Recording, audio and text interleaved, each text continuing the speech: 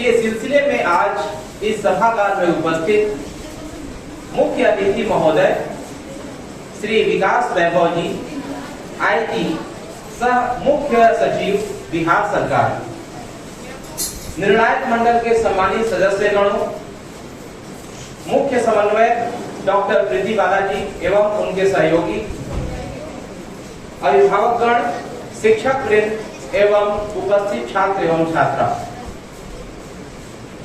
आज आप समस्त सुधीजनों का इस कार्यक्रम के सिलसिले में हार्दिक स्वागत, हार्दिक अभिनंदन।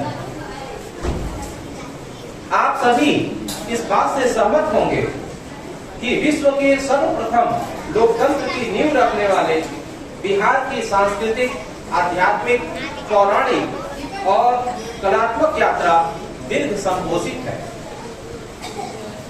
हमारी वर्तमान पीढ़ी अपने इस गौरवशाली अतीत से वंचित न रह सके, इसकी पूर्ति के लिए आज हमारे बीच उपस्थित मुख्य अतिथि आईटीएस श्री विकास वैभव जी, आईजी सह विशेष सचिव बिहार सरकार के द्वारा लेट्स इंस्पायर बिहार अर्थात आइए मिलकर प्रेरित करें बिहार नामक आंदोलन की नींव डाली गई है, जिसकी अलख अब पूरे राज्य में जाग उठी है। इस महायज्ञ में एक छोटी सी आहुति के रूप में पटना के गार्गी चैप्टर, जो लेट्स इंस्पायर बिहार की एक शाखा है, के द्वारा पटना के वंचित विद्यार्थियों के लिए एक कार्यक्रम का आयोजन किया गया है। इस कार्यक्रम को 2 श्रेणियों में बांटा गया है। प्रथम चित्रांकन प्रतियोगिता एवं द्वितीय हिंदी कविता पाठ प्रतियोगिता। चित्रांकन प्रतियोगिता का विषय है बिहार की सांस्कृतिक धरोहर। चित्रांकन प्रतियोगिता समाप्त हो चुकी है और अब बारी है हिंदी कविता पाठ प्रतियोगिता के आरंभ होने की। हिंदी कविता पाठ प्रतियोगिता का मुख्य विषय रखा गया है बिहार के मूर्धन्य कवियों की रचनाएं।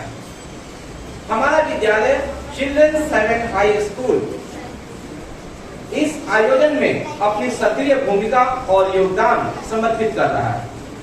तो एक बार पुनः इस हॉल में उपस्थित, सभागार में उपस्थित आप सभी का हार्दिक अभिनंदन, हार्दिक स्वागत।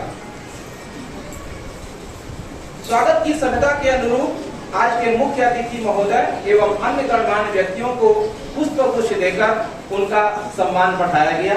इसके लिए और यहाँ उपस्थिति के लिए मुख्य अतिथि समेत सभी गणमान्य व्यक्तियों का मैं आभार प्रकट करता हूँ। इससे पूर्व कि इस कार्यक्रम को मैं और आगे गति प्रदान करूं, I would like to call our requested principal ma'am to come on the stage and introduce our teacher, our respected principal man, Mr. Sunam.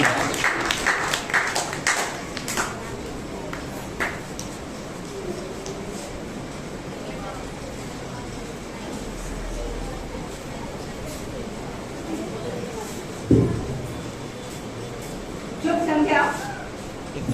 माननीय आईजी सर, गृह विशेष सचिव बिहार सरकार श्री विकास वैभव जी, चित्रांकन एवं कविता पाठ प्रतियोगिता के निर्णायक मंडल के सदस्यगण, लेट्स इंस्पायर बिहार के कोऑर्डिनेटर्स, अतिथिगण, मीडिया कर्मी, शिक्षकगण एवं मेरे प्यारे बच्चों, आज इस कार्यक्रम में आप सबका अभिनंदन करते हुए मुझे हार्दिक प्रसन्नता हो रही है। यूरोप में जब अंधकार युग था, तब भारत में स्वर्णिम युग चल रहा था। जब यूरोप ज्ञान विज्ञान को छोड़कर धर्म में उठा था, उसी समय आगे तक भारत में शून्य की विवेचना कर रहे थे। कालिदास सर्वोच्च साहित्य की रचना कर रहे थे। भारत एक बार पुनः स्वर्ण युग की तरफ बढ़ रहा है। आवश्यकता है एक सशक्त वैचारिक क्रांति की, जो युवाओं को संगठित कर समग्र राष्ट्र के निर्माण की ओर प्रेरित कर सके। और इस क्रांति का सूत्रपात किया है आईपीएस अधिकारी श्री विकास वैभव जी ने। इनकी क्रांति का नाम है लेट्स इंस्पायर बिहार। इन्होंने हुंकार करी है बिहार के युग को, उठो जागो, अपने लक्ष्य को पहचानो। इनका कहना है हमें ये कदापि नहीं भूलना चाहिए कि संपूर्ण भारत का शासन कभी हमारी मातृभूमि बिहार से संचालित होता था। Let's Bihar inspire let's inspire Bihar के विभिन्न अध्यायों की गतिविधियां E3 शिक्षा सप्ताहवार उद्यमिता पर आधारित है। लक्ष्यों की प्राप्ति के लिए 3D Dzire, dedication and determination के माध्यम से की जा रही है। इस अभियान से जुड़ी गायत्री पाठशाला में वंचित बच्चों को जानी मानी शिक्षा प्रदान कर रहे हैं। संकल्प 40 के तहत इंजीनियरिंग एवं मेडिकल की तैयारी के लिए तेजस्वी बच्चों को निःशुल्क भोजन, शिक्षा एवं आवास प्रदान करने की व्यवस्था की जा रही है। राष्ट्रीय स्तर पर आयोजित प्रतियोगिता में सफल विद्यार्थियों को स्कॉलरशिप एवं अमेरिका में नासा भ्रमण के लिए प्रोत्साहित भी किया जा रहा है। 5 जून 2022 को होटल नोएडा में वाइब्रेंट बिहार कार्यक्रम के आयोजन के बाद हमारे प्रदेश में विभिन्न कंपनियों का निवेश बढ़ गया है। अब अप्रवासी भारतीयों को अपने जिले की विकास प्रक्रिया में योगदान के लिए प्रोत्साहित किया जा रहा है। अभी हाल में ही लेट्स इंस्पायर बिहार एवं बिहार इंडस्ट्री एसोसिएशन ने मिलकर उद्यमिता विकास की ओर एक नया कदम बढ़ाया है। बिहार में प्राकृतिक सौंदर्य को बढ़ाने के लिए वृक्षारोपण कार्यक्रम भी आयोजित किए जा रहे हैं। इसी कड़ी में लेट्स इंस्पायर बिहार के गायत्री चैप्टर के बच्चों के लिए आज 2 प्रतियोगिताओं का आयोजन किया गया। चित्रांकन प्रतियोगिता जिसका विषय है बिहार की सांस्कृतिक विरासत, कविता पाठ प्रतियोगिता का विषय है बिहार के मूर्धन्य कवि। मेरा अखंड विश्वास है किसी देश की सेना से ज्यादा शक्ति वहाँ की संस्कृति में होती है। लेट्स इंस्पायर बिहार के इस विजन में एक बिंदु और है, अपनी गौरवशाली सांस्कृतिक विरासत का हस्तांतरण, और मैंने इसे एक आंदोलन के रूप में प्रारंभ किया है। लौटो जड़ों की ओर। इससे संबंधित हमारे विद्यालय की एक छोटी सी झलक आपको बाद में देखने को मिलेगी। प्रदेश के स्तर पर दोहा एवं कविता पाठ कराने की मेरी योजना है, जो मानव मूल्यों की सच्चाई को और उसकी साम्यता को स्थापित कर सके। पूर्व प्रेरणा करे पुकार, आओ मिलकर गढ़े नव बिहार, नव चिंतन नव हो व्यवहार, लघुवादों से मुक्त हो संसार, ज्ञान परंपरा का हो विस्तार, दीर्घ प्रभाव का सतत प्रयास, बेहतर चिंतन सह मूल्यों पर आधारित युवा करे विचार। लेट्स इंस्पायर बिहार के सर इस महायज्ञ में इस छोटे से विद्यालय की एक विशुद्ध आहुति। Thank you.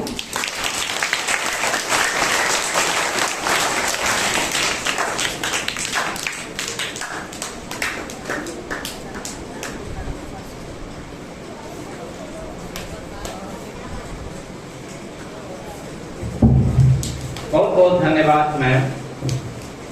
और अब इसके पहले एक कार्यक्रम अपनी गति प्रदान करे, मैं निर्णायक मंडल के सम्मानित सदस्य गणों का संक्षिप्त परिचय देना एक आवश्यक कार्य समझता हूँ। जैसा कि विदित होगा, इस प्रतियोगिता को 2 खंडों में विभक्त किया गया है।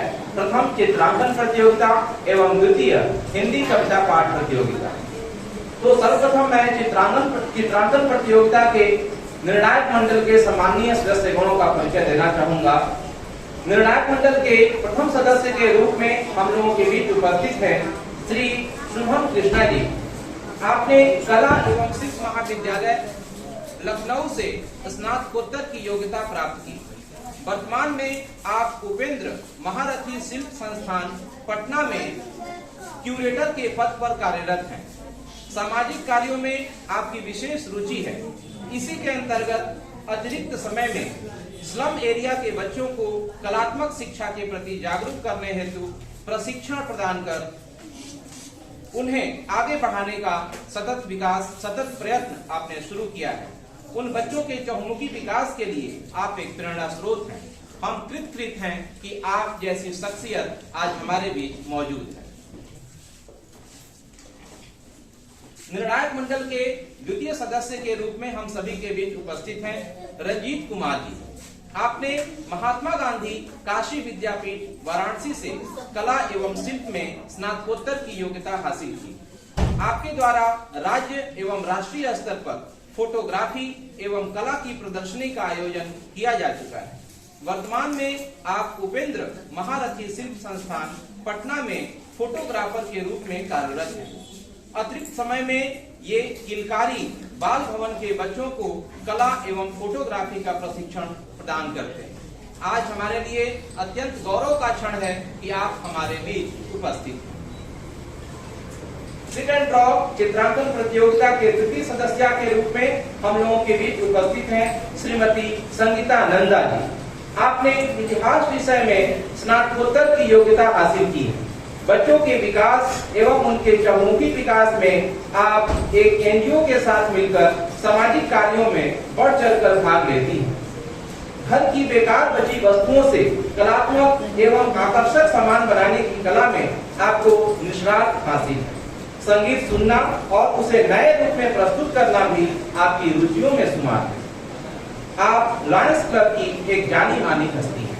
आज हम काफी गौरवान्वित महसूस करते हैं कि आपकी उपस्थिति हमारे बीच है।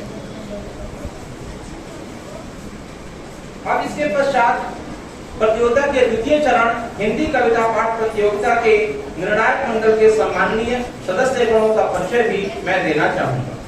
निर्णायक मंडल के प्रथम सदस्य के रूप में हमारे बीच उपस्थित हैं श्री हृदय नारायण झा जी। आपकी रुचि लोकगीत गायन के साथ साथ योग, पर्यावरण एवं लोक सांस्कृतिक चेतना से संबंधित विषयों पर लेखन में भी रही है। आकाशवाणी केंद्र पटना, दूरदर्शन केंद्र पटना और ईटीवी बिहार से समय समय पर आपने मैथिली लोकगीत गायन के साथ ही स्वरचित गीत संगीत के जरिए साहित्यिक, धार्मिक एवं आध्यात्मिक मंचों पर कई प्रस्तुतियां दी हैं। यूनिसेफ के सहयोग से स्कूल ऑफ क्रिएटिव लर्निंग द्वारा बाल अधिकार पर जारी ऑडियो खिलता बचपन एवं प्रकृति के लिए 3 गीतों का लेखन कार्य भी आपने किया है। पद्मश्री शारदा सिन्हा द्वारा गाए जाने वाले छठ गीतों, शिव सुमिरन और हिंदी विवाह गीतों के लिए भी आपने गीत लेखन का कार्य किया है। आपके इस कार्य के लिए हम सभी गौरव का अनुभव करते हैं। निर्णायक मंडल के द्वितीय सदस्य के रूप में हमारे बीच उपस्थित हैं वरिष्ठ अधिवक्ता पटना उच्च न्यायालय श्री देव प्रकाश सिंह जी। साथ ही आप अपीलीय न्यायालय, गृह विभाग, बिहार सरकार एवं सेंट्रल एडमिनिस्ट्रेटिव ट्रिब्यूनल तथा सीजीआईटी धनबाद में भी अधिवक्ता के पद पर कार्यरत हैं। Managing partner Marks and Marks legal adviser LLP के मैनेजिंग पार्टनर भी आप रह चुके हैं। वर्तमान में आप प्राइवेट सिक्योरिटी इंडस्ट्रीज के सेंट्रल एसोसिएशन के अध्यक्ष पद पर आसीन हैं। आप लेबर लॉ सपोर्ट पुस्तक के लेखक हैं, जिसे बिहार इंडस्ट्री एसोसिएशन ने प्रकाशित किया है तथा पुस्तक का विमोचन हमारे भूतपूर्व राष्ट्रपति स्वर्गीय श्री प्रणब मुखर्जी के कर कमलों द्वारा किया गया था। मैन पावर कंसल्टेंसी ऑर्गेनाइजेशन में आपका अनुभव 21 वर्षों तक पुराना है और लगभग 50,000 लोगों को आप नियुक्त कर चुके हैं। हम अत्यंत गौरव का अनुभव कर रहे हैं कि आपकी उपस्थिति आज हमारे बीच है। निर्णायक मंडल की तृतीय सदस्य के रूप में हमारे बीच उपस्थित हैं दूरदर्शन की प्रसिद्ध समाचार वाचिका श्री अंशु अवस्थी। बनारस में जन्मी अंशु जी का सफर एफएम रेडियो के आरजे के रूप में शुरू हुआ। मीडिया जगत से जुड़ी अंशु जी एक समाज सेविका भी रह चुकी है। वे बिहार के प्रतिष्ठित संस्थाओं जैसे लायंस क्लब, ब्राह्मण समाज आदि में प्रमुख पदों पर आसीन हैं। निश्चय ही आपका अनुभव हमारे बच्चों को लाभान्वित करेगा। यह अत्यंत गौरव एवं हर्ष का क्षण है कि आपकी उपस्थिति हमारे बीच है। अब निर्णायक मंडल के सम्मानित सदस्यगणों के संक्षिप्त परिचय के पश्चात मैं इस प्रतियोगिता के नियम भी आप लोगों के सम्मुख बताना चाहूंगा।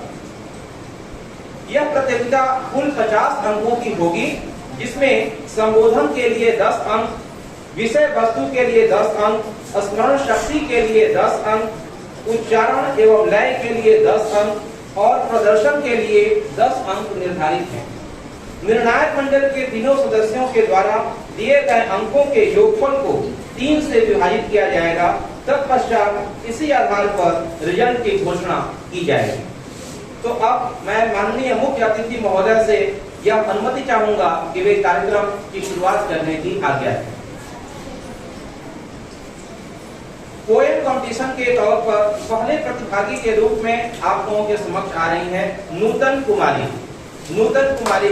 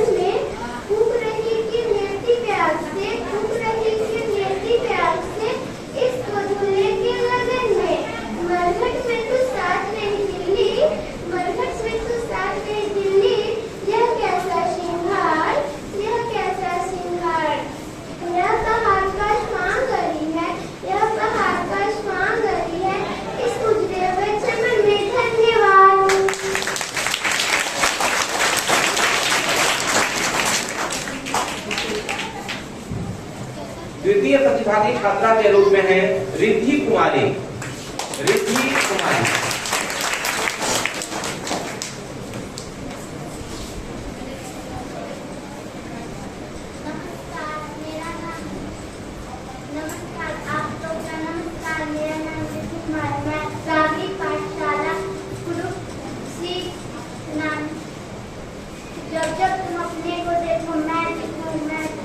जब तुम अपने को देखो मैं देखूं सूखे पत्तों की भीतर की आग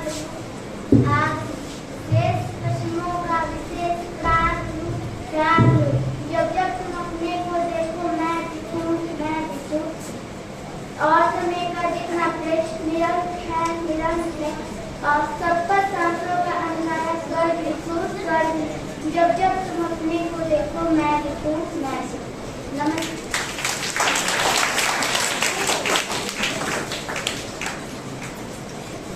अगली प्रतिभागी छात्रा हैं सिद्धि कुमारी। सिद्धि कुमारी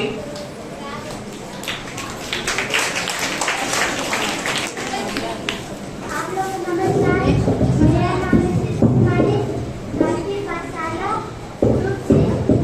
आज मैं कविता सुनाने जा रहा हूँ। मेरी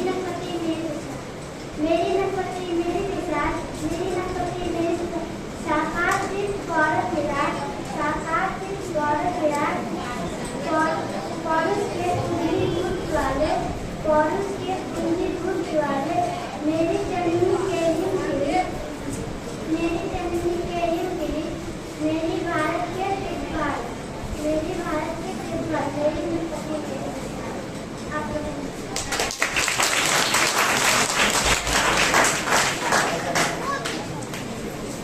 सिद्धि कुमारी के प्रदर्शन के बाद अगली प्रतिभागी छात्रा है नेहा कुमारी। नेहा कुमारी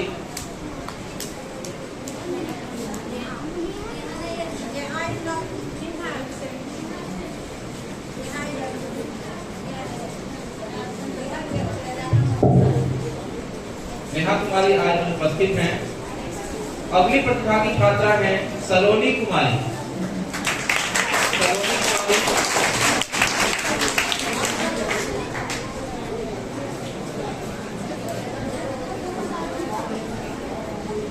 नमस्कार सभी को, मैं सलोनी कुमारी गाटी पाठशाला की छात्रा हूँ, सेक्शन बी। मैं आप सबके सामने कविता बोलने जा रही हूँ। दो अन्याय अगर तो आधा दो, पर इसमें भी यदि बाधा हो तो दे दो केवल 5 ग्राम। रखो अपनी धरती तमाम, हम तो किसे खाएंगे, परिजन हंसी न उठाएंगे। योधन वह भी दे न सका, आशीष समाज की ले न सका। उल्टे घड़ी की बात में चला, जो साधे साध में चला। जब नाच मनुष्य पे छाता है, पहले विवेक मर जाता है। धन्यवाद।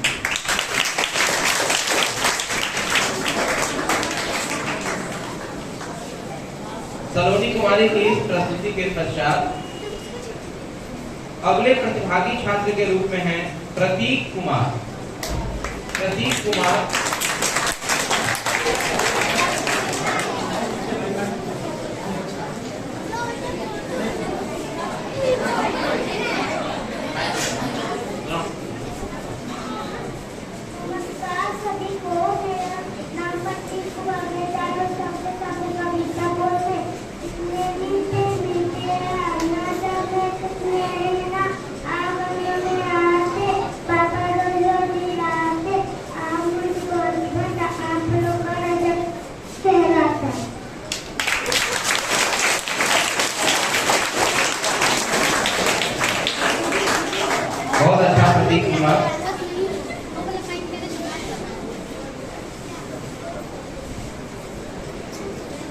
प्रतीक कुमार के पश्चात अगली प्रतिभागी छात्रा के रूप में है राधा कुमारी।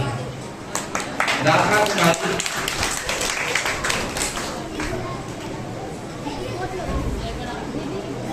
आप सभी को मेरा नमस्कार। मैं गार्डन पाठशाला की छात्रा हूँ। मैं आज स्वयं गाने वाली हूँ। पोएम का नाम है हिंदी है भारत की बोली। धन्यवाद। हिंदी है भारत की बोली जो वह काम का सबसे सरल सुंदर कवि से समझे दो। हिंदी है भारत की बोली तो अपने आप को अपने दो। यह दुखड़ों का अंजाम नहीं, लाखों मुखड़ों की भाषा है। एक अमर तेजु की आशा है, अब जिंदों की अभिलाषा है। महवा है इसकी सेवा में, पलकों को कभी न चलने दो। हिंदी है भारत की बोली तो अपने आप को अपने दो। धन्यवाद।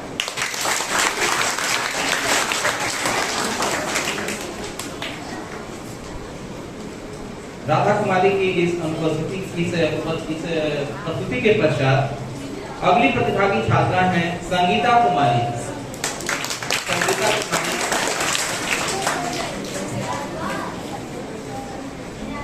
आप सबको नमस्कार। मेरा नाम है संगीता कुमारी। मैं जा रही हूँ बिजली चमकी वर्षा पानी में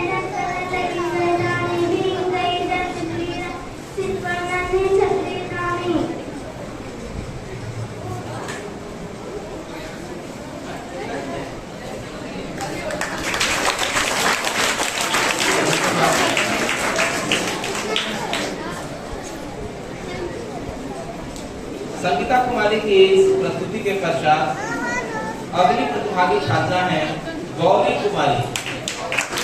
गौरी कुमारी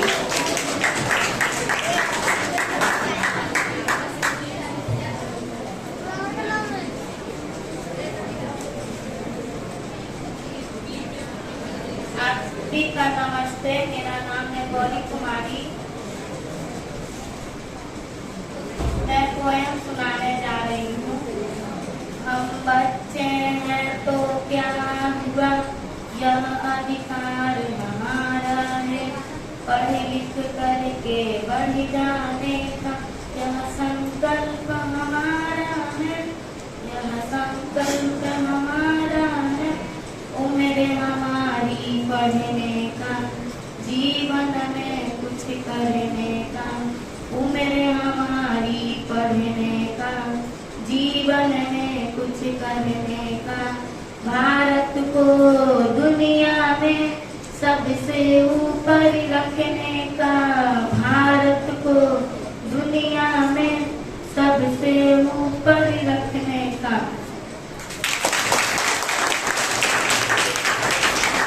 बहुत धन्यवाद गौरी कुमारी।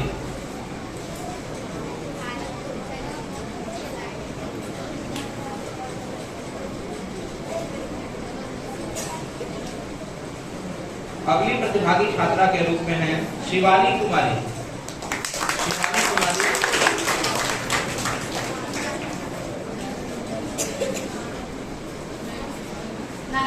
नमस्कार आप सभी को मेरा। मैं गार्डन पाठशाला से आई हूँ। मेरा नाम शिवानी कुमारी है। पोएम बोलने जाती हूँ। पानी पड़ने लगा हुआ मसुधारा में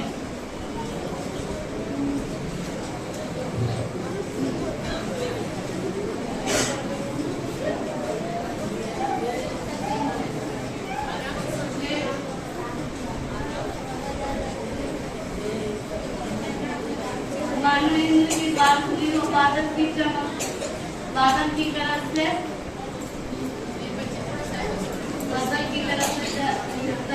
बिजली की चमक से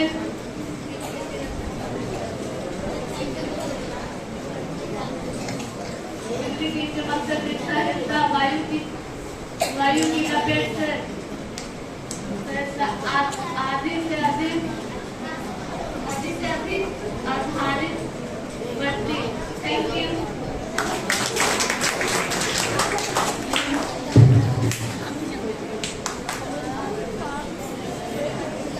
और अंतिम प्रतिभागी छात्रा के रूप में आप लोगों के समक्ष आ रही हैं रेखा कुमारी। रेखा कुमारी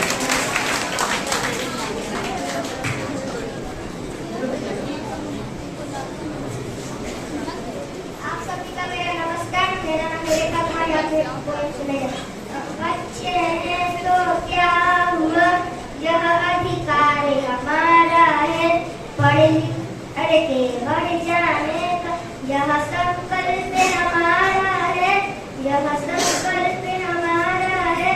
उम्र हमारी पढ़ने का, जीवन में कुछ करने का, उम्र हमारी पढ़ने का, जीवन में कुछ करने का। भारत को दुनिया में सबसे ऊपर रखने का, भारत को दुनिया में सबसे ऊपर रखने का।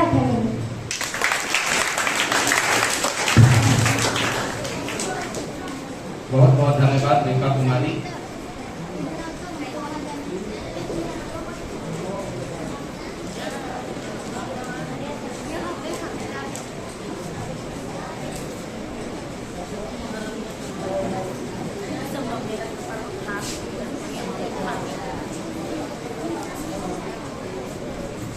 का मूल कारण वहाँ की समृद्ध सांस्कृतिक विरासत ही होती है।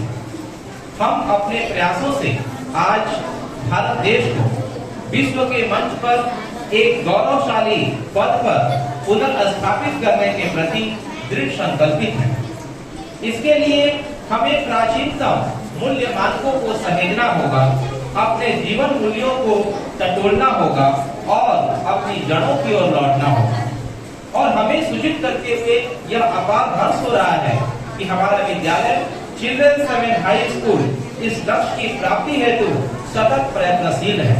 पिछले कई दिनों से विद्यालय में विभिन्न छात्र छात्राओं के बीच कई प्रतियोगिताओं का आयोजन कराया जाता रहा है, जिसकी एक झलक आप लोगों के समक्ष मैं प्रस्तुत करना चाहूंगा। सर्वप्रथम वर्ग एलकेजी के छात्र सोम कुमार की प्रस्तुति आपके बीच। वर्ग एलकेजी सोम कुमार।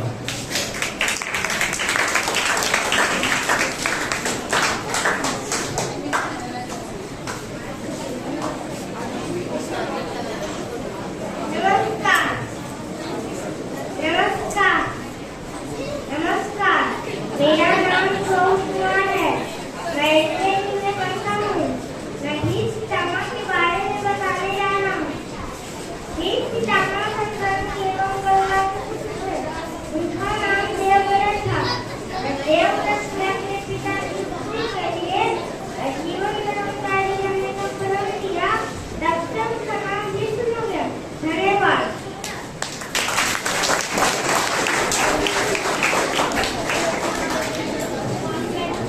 एलकेजी की इस शानदार प्रस्तुति के पश्चात वर्ग यूकेजी के छात्र अनमोल चौधरी।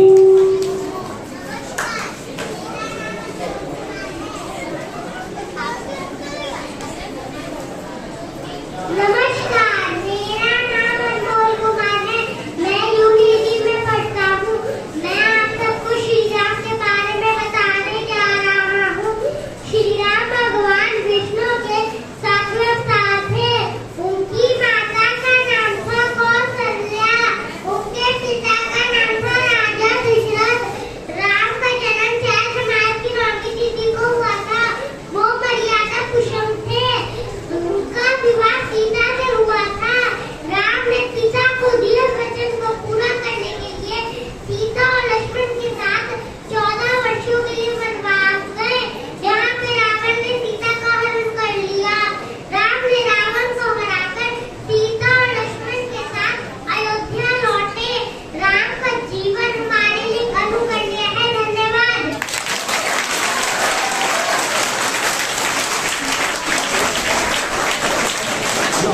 यूकेजी की प्रस्तुति के पश्चात वर्ग द्वितीय के छात्र कन्हैया कुमार। मेरा नाम कन्हैया कुमार है। मैं महर्षि कश्यप के बारे में कुछ बताने आया हूँ। महर्षि कश्यप ऋषि मुनियों में श्रेष्ठ माने जाते थे। सुर असुरों के मूल पुरुष मुनिराज कश्यप का आश्रम मेरू पर्वत के शिखर पर था, जहाँ वे परमात्मा के ध्यान में मग्न रहते थे। मुनिराज कश्यप नीति प्रिय थे और वह स्वयं भी और दूसरों को भी इसी नीति का पालन करने का उपदेश देते थे। माना जाता है कि ऋषि कश्यप का नाम पर ही कश्मीर का नाम है। ऋषि कश्यप ने बहुत से स्मृति ग्रंथों की रचना की थी। धन्यवाद। वर्ग द्वितीय के कन्हैया कुमार की प्रस्तुति के पश्चात वर्ग तृतीय की छात्रा सिमरन कुमारी वर्ग द्वितीय।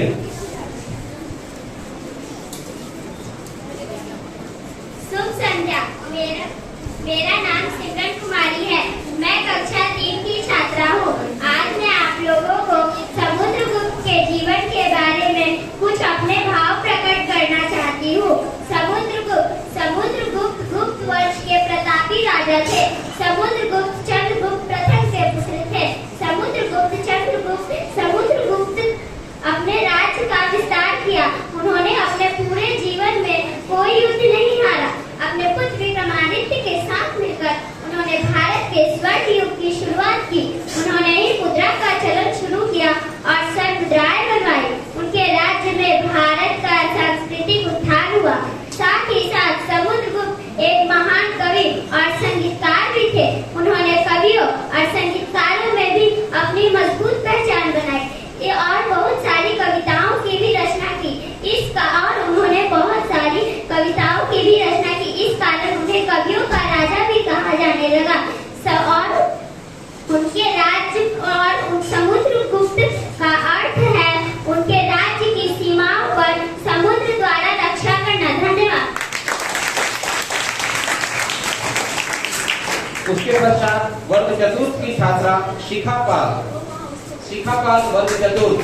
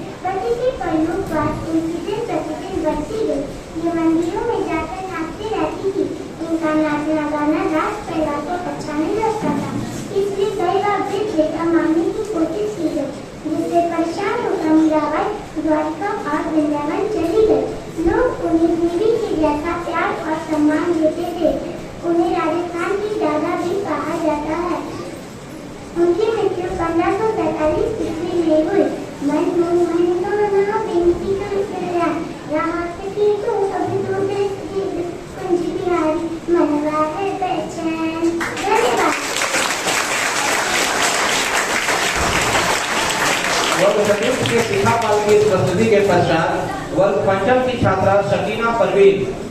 वर्ग पंचम शकीना परवीन।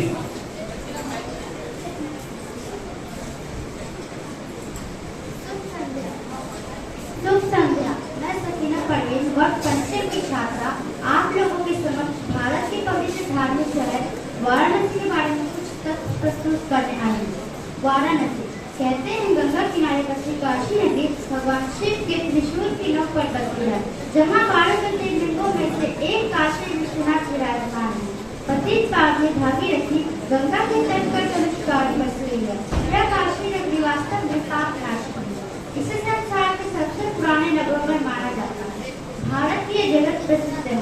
प्राचीन नदी गंगा के बाद उत्तर तट पर उत्तर प्रदेश के दक्षिण पूर्वी कोने में वरुण और 80 नदियों के गंगा संगमों के बीच बसे हुए। इस स्थान पर गंगा नदी 4 मील दक्षिण से उत्तर की ओर घुमाव किया। इसी घुमाव के ऊपर यह नदी स्थित है। भारत के कई दार्शनिक कवि लेखक एवं संगीतकार वाराणसी में रहे, जैसे कबीर, रविदास, मुंशी प्रेमचंद, गिरिजा देवी, उस्ताद बिस्मिल्लाह खां, जयशंकर प्रसाद आदि। शास्त्रीय संगीत का बनारस घराना बदल एवं विकास नहीं हुआ। तुलसीदास ने राग केंद्र मानस ग्रंथ की रचना नहीं की। यहाँ मुख्यतः भोजपुरी बोली जाती है। यहाँ के भोजपुरी को काशिका भोजपुरी के नाम से जानते हैं। काशिका का अर्थ है काशी की बोली। वाराणसी में 4 विश्वविद्यालय स्थापित है। इस शहर को मंदिरों का शहर, शिव नगरी, ज्ञान नगरी आदि नामों से पुकारा जाता है। वाराणसी का प्राचीन नाम काशी है। पौराणिक कथाओं के अनुसार इस मंदिर की स्थापना शिव ने की थी। इस मंदिर में एक लिंगम शिव की स्थापना की गई है, जो शिव के निवास पर प्रसिद्ध है। लोगों की मान्यता है कि इस मंदिर में दर्शन कर गंगा में स्नान करने से मोक्ष की प्राप्ति होती है। 11वीं शताब्दी में राजा हरिश्चंद्र ने इस मंदिर का जीर्णोद्धार करवाया। उसे मोहम्मद गौरी ने तोड़ दिया था। बाद में अहिल्याबाई ने इसका निर्माण करवाया। लोगों का विश्वास है कि काशी नगर भगवान शिव के त्रिशूल की नोक पर बसी है। धन्यवाद। शकीना परवीन की शानदार प्रस्तुति के पश्चात वर्ग षष्ठम की छात्रा है राजनंदिनी। राजनंदिनी वर्ग षष्ठम। Good afternoon. I am Rajnandi of Standard 6. Today my topic is on ancient scientists and I am going to deliver my speech on Satyendra Nath Bose. Satyendra Nath was born on 1 January 1894 in Calcutta. His father's name was Surendra Nath Bose. Satyendra was a brilliant student from the very beginning and always stood at the top in his class. His love and interest in science was apparent from his childhood. Satyendra Nath Bose is revered as the great Indian theoretical physicist renowned for his work on quantum mechanics. His area of research was the theory of relativity. On 3rd January 2022, Google honored Satyendra Nath Bose, an Indian and physicist specializing in theoretical physics. He was an eminent physicist. On 4 February 1974, this mathematician was died due to pneumonia. We salute this exceptional personality. Thanks. Rajnandini के पश्चात वर्ग सप्तम की छात्रा है सृष्टि कुमारी। सृष्टि कुमारी वर्ग सप्तम। शुभ संध्या। मैं सृष्टि कुमारी कक्षा सप्तम की छात्रा आज आप सबके सम्मुख महाकवि कबीर के बारे में कुछ तथ्य प्रस्तुत करने जा रही हूँ। कहा गया है कि कोई भी कवि और लेखक त्रिकालदर्शी होता है। वह तीनों कालों को ध्यान में रखकर अपनी रचनाएं करता है। समाज की कुरीतियों और विद्रोहताओं का प्रकटीकरण और आलोचना कविता के रूप में करना, वह भी पश्चिमी खिचड़ी भाषा यानी सदुक्ति भाषा में। कोई कवि यदि ऐसा कर सकता है तो वह संत कबीर ही हो सकता है। निर्गुण निराकार सबकी उपासना का संदेश देने वाले संत कबीरदास ने एक साथ हिंदुओं और मुस्लिमों दोनों को खरी खोटी सुनाई है और उनकी प्राचीन मान्यताओं और परंपराओं को चुनौती दी है। कबीर का जन्म 1398 में काशी में हुआ। ऐसा माना जाता है गुरु रामानंद के शिष्य कबीर ने 120 वर्ष की आयु पाई। कबीर का आविर्भाव ऐसे समय में हुआ जब राजनीतिक, सामाजिक और धार्मिक चेतना अपने चरण पर थी। कबीर क्रांतिदर्शी कवि थे। उनकी कविता में गहरी सामाजिक चेतना प्रकट होती है। वे सहज ही मन को छू लेती है। एक और धन के अंडंगरों पर उन्होंने गहरी और तीखी चोट की है, तो दूसरी ओर आत्मा परमात्मा के दृढ़ मिलन के भावपूर्ण गीत गाए हैं। कबीर शास्त्रीय ज्ञान की अपेक्षा अनुभव ज्ञान को महत्व देते थे। उनका विश्वास सत्संग में था। वे मानते थे कि ईश्वर एक है, वह निर्विकार है। कबीर की भाषा पूर्वी जनपद की भाषा थी। उन्होंने जनचेतना और जनभावनाओं को अपने सबक और शांतियों के माध्यम से सब तक पहुँचाया। संत कबीर के कुछ शांतियों को यहाँ प्रस्तुत करना चाहूंगी। बड़ा हुआ तो क्या हुआ, जैसे पेड़ खजूर, पंछी को छाया नहीं, फल लागे अति दूर। ऐसी वाणी बोलिए, मन का आपा खोए, औरत को शीतल करे, आपहु शीतल होए। साच बराबर तप नहीं, झूठ बराबर पाप, जाके हृदय साच है, ताके हृदय आप। समरसता के प्रति संत कबीर ने अपने जीवन के कुछ अंतिम वर्ष मगहर में बिताए और वहीं चेत निद्रा में लीन हो गए। उनकी मृत्यु के बारे में भी कई दिलचस्प तथ्य है। ऐसा माना जाता है उनकी मृत्यु के बाद हिंदू और मुस्लिम पक्ष के लोग उनके धर्म को लेकर आपस में ही उलझ गए और वे जब पंचायत करवाने के बाद वापस लौटे तो उनकी मृत्यु शैया पर कुछ फूल पाए गए और दोनों पक्ष के लोगों ने उन्हें आपस में बांट दिया। धन्यवाद। वर्ग सप्तम की इस प्रस्तुति के पश्चात वर्ग अष्टम के छात्र राजेश कुमार वर्ग अष्टम।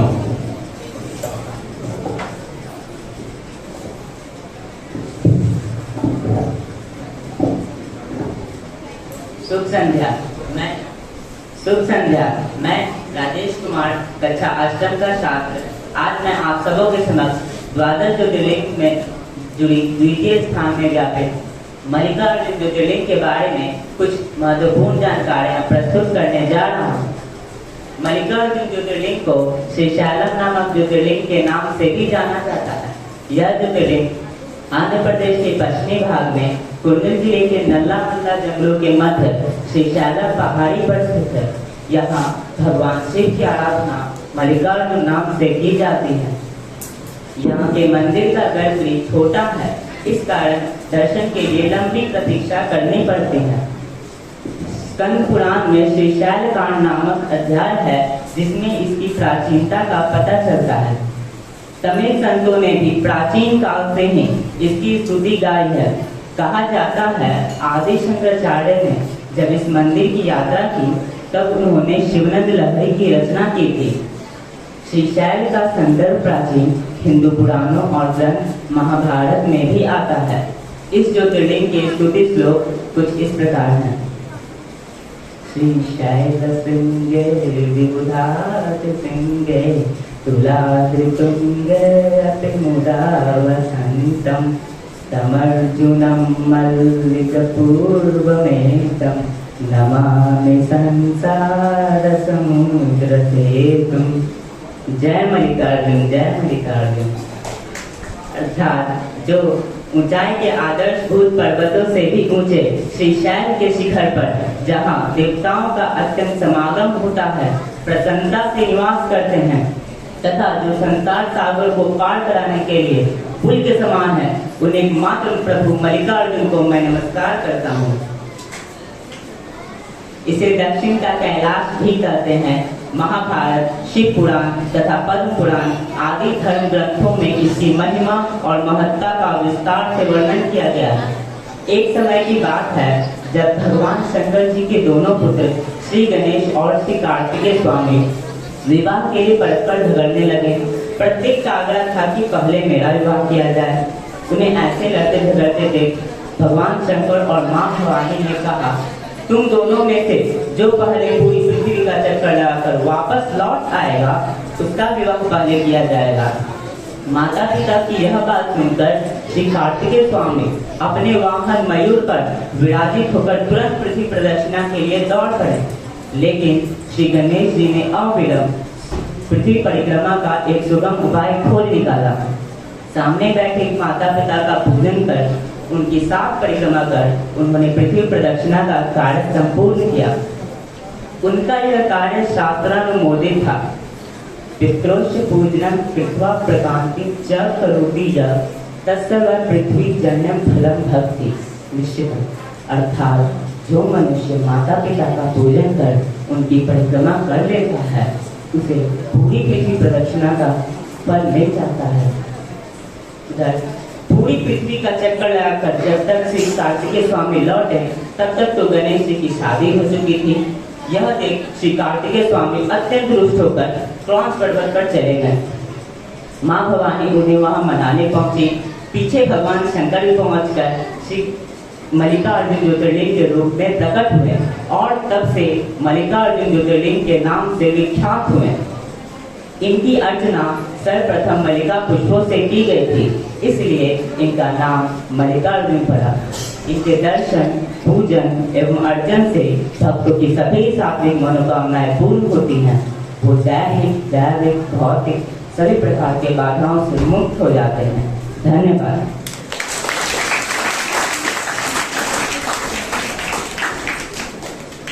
मधुर स्वर में गायन की कला एक प्रमुख विशेषता है और मधुर स्वर में गायन की कला की विशेषता से प्रभु हर किसी को नहीं नवाजता। अब मैं वर्ग अष्टम के छात्र निखिल कुमार को मंच पर आमंत्रित करता हूं कि वह एक स्तुति प्रस्तुत करें।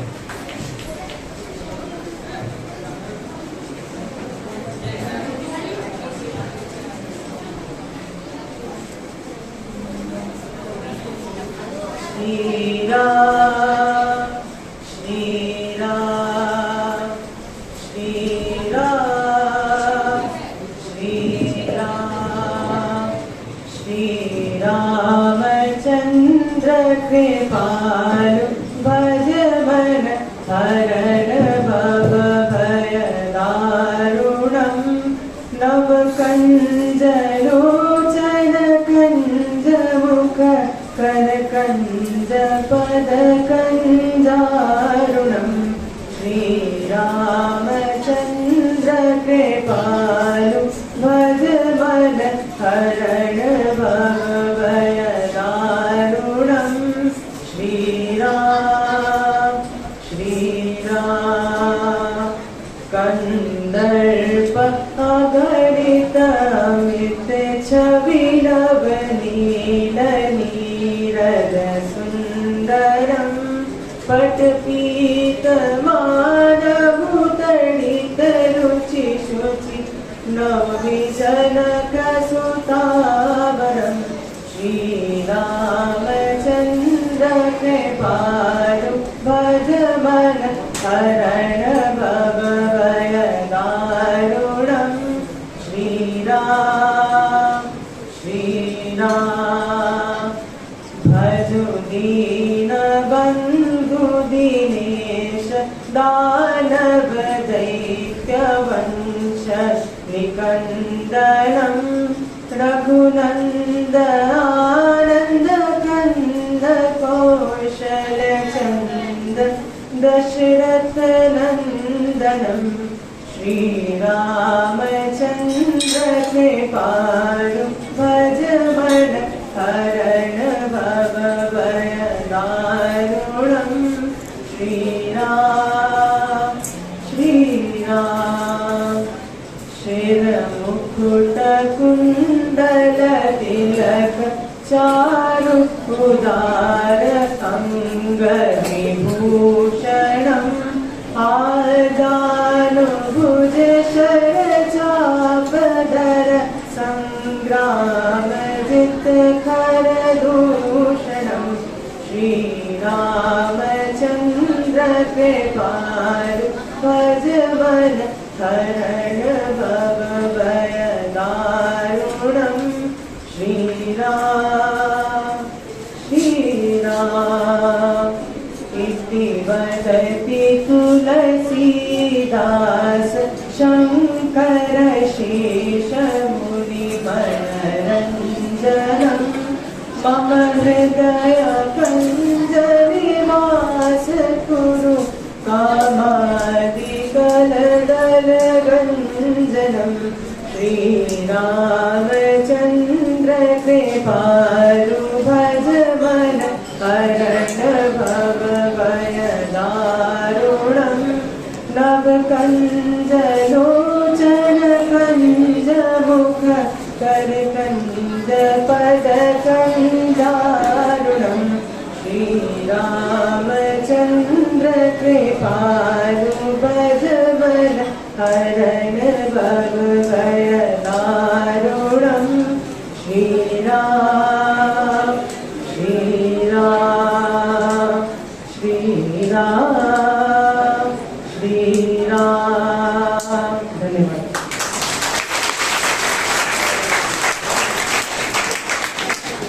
लेट्स इंस्पायर बिहार, अर्थात आइए मिलकर प्रेरित करें बिहार। और इसकी शाखा गार्गी चैप्टर द्वारा आज क्रमशः 2 प्रतियोगिताओं का आयोजन आपके समक्ष कराया गया। पहली प्रतियोगिता थी चित्रांकन प्रतियोगिता एवं द्वितीय प्रतियोगिता थी हिंदी कविता पाठ प्रतियोगिता। दोनों प्रतियोगिताओं